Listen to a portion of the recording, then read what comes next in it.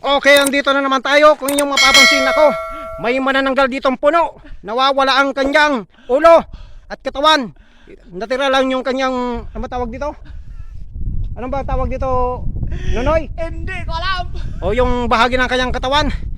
Mukhang babae ito. Maraming bulbol. Hindi nag-height. Nako, pwede itong tirahin ng mga naglalakad-lakad dito na mga punong kahoy. Ayun o. Oh, walang salawal. Eh nako mga kabiknok naman po dyan oh. Mayor, maawa naman kayo dito sa puno oh. Lagyan nyo naman po ng salawal.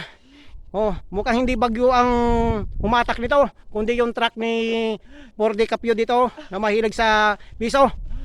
Oh, tingnan nyo. Ay nako, lumabas na ang kanyang kaluluwa.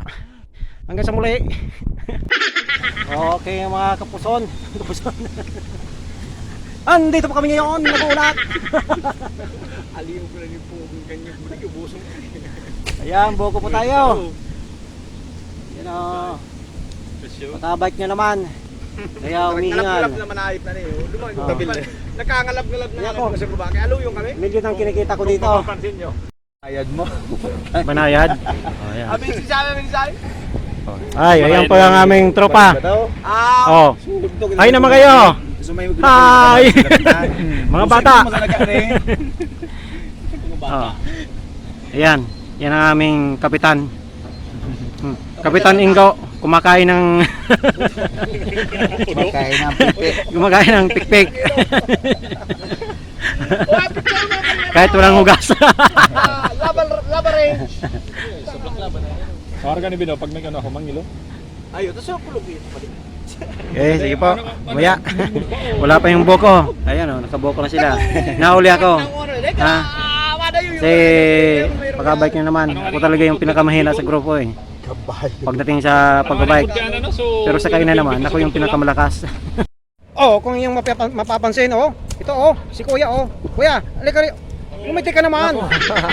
Ayan, nako, ang sarap nitong buko kasi ang sarap ng, alam niyo na. Eh, buko pa tayo. Yan.